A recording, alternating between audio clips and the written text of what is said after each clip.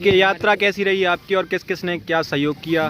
निश्चित रूप से आप सबने देखा है इस बार ऐतिहासिक यात्रा थी, सहयोग की दृष्टि से भी हर तरीके से।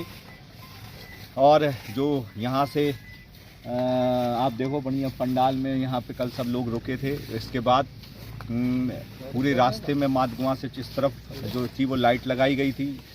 जो लोगों का उत्साह स्वागत करने के प्रति था वो पिछली बार से 1.5 से 2 गुना था। यानी कि जो लोगों का एक भाव था कि कांवड़ यात्रा आ रही है और इसमें जो कांवड़ियों का स्वागत होता है तो लोग बढ़ चढ़ के इसमें हिस्सा ले रहे हैं।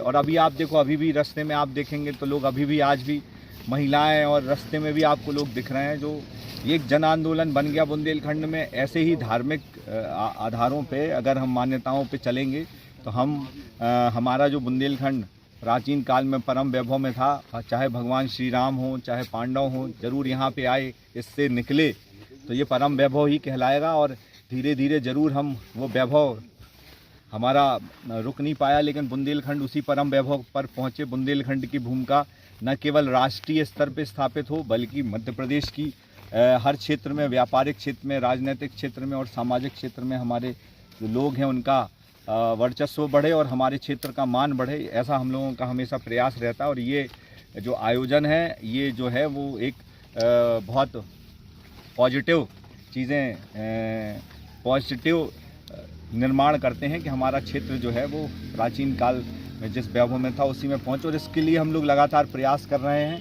और जब तक हम चूँकि राजनीतिक क्षेत्र के लोग हैं तो हम लोग वो प्रयास करेंगे कि हमारा क्षेत्र आगे बढ़े और नई युवा पीढ़ी को इतना प्रशिक्षित करने का काम करेंगे कि जब हम ना हो तब भी ये अभियान चलते रहें। उनके नाम से बनाएंगे। यहाँ पे एक उन्होंने कहा है कि आप हमको निधि दिलाओ आप, तो यहाँ पे हम जितना टेंट लगा है आप देख रहे हो उतनी बड़ी चौपाल यहाँ पे बन जाएगी जो सबके रुकने की काम आएगी। और अभी भी ये माननीय सांसद डॉक्टर वीरेंद्र कुमार जी के द्वारा ये जो चौपाल बनाई गई है, जो बेटी उत्सव धाम बनाया गया है, उसमें रोज़ रात में दाऊ साहब बता रहे थे कि कहीं ना कहीं से लोग आके रुकते हैं, खाना बनाते हैं।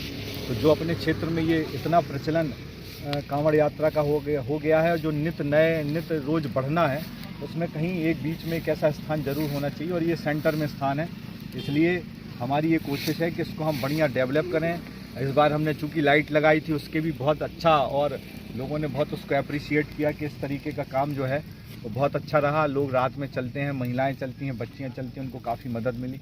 अभी तो हमने ये 3-4 दिन लगा पाए हम, लेकिन अब हम ये कोशिश करेंगे कि ये पूरी रास्ते में ये लाइट लगे। जैसे अन्य राज्यों में, अन्य क्षेत्रों में जहाँ शंकर जी के स्थान हैं उस पूरे इलाके को एक कॉरिडोर बना के और उसको बनाया गया है कि ये जितनी डाक कांवड़ हैं वो भी यहीं से निकलती हैं, तो उनके लिए भी ये लाइट की व्यवस्था हो और ये व्यवस्था व्यवस्थित हो, लाइट की व्यवस्था हो, रास्ते में पानी की व्यवस्था हो। हालांकि यहाँ के लोग अपना जेट चला के और एक टंकी से पानी सटक रोड पे कर देते हैं। और हमने कई जगह ऐसे देखा है कि अपने दरवाजे में टीन शेड में लोग जो है वो उनको सबको रोकने के लिए स्थान देते हैं, उनको कुछ खिलाते पिलाते हैं। तो ये जो भाव धीरे धीरे लोगों का है, क्योंकि जितना पुण्य लाभ कांवड़ ले जाके भगवान शंकर को जल चढ़ाने का है उतना ही पुण्य लाभ उनकी सेवा करने वालों को। तो जो सेवा करने वाले लोग हैं हमने देखा है बिना किसी स्वार्थ के वो सब लोगों की रास्ते में सेवा करते हैं। कई जगह तो हमको ऐसे लोग मिले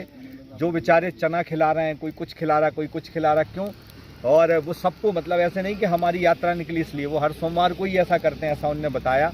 तो ये सब जो है ये भाव धीरे धीरे लोगों का जो बन रहा है ये अपना अद्वितीय भाव है। यही भाव जो है आपसी प्रेम को जागृत करने वाला। जब उसके मन में ये भाव होता है कि यहाँ से निकलने वाले लोग हैं वो अपने हैं, भगवान को भक्ति पूजा करने जा रहे हैं, उनको जब वो पानी की व्यवस्था करता, कुछ खाने पीने की व्यवस्था करता, तो उनसे कनेक्ट करता है, जुड़ता है। हमारी यात्रा का उद्देश्य भी यही है कि जब आज हम देखते हैं कि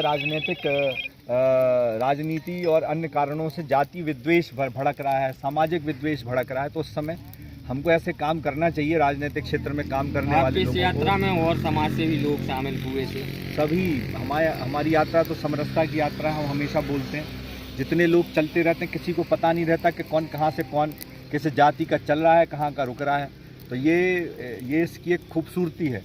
और ये भाव जो है हमारे युवा पीढ़ी में, नौजवानों में बहुत तेज़ गति से जा रहा है। वो डाक कांवड़ लेके जा रहे हैं। अभी थोड़ा इससे इच्छा शक्ति का भी निर्माण होता है, तो हमारा युवा वर्ग भी इस बार बहुत भारी संख्या में शामिल हुआ।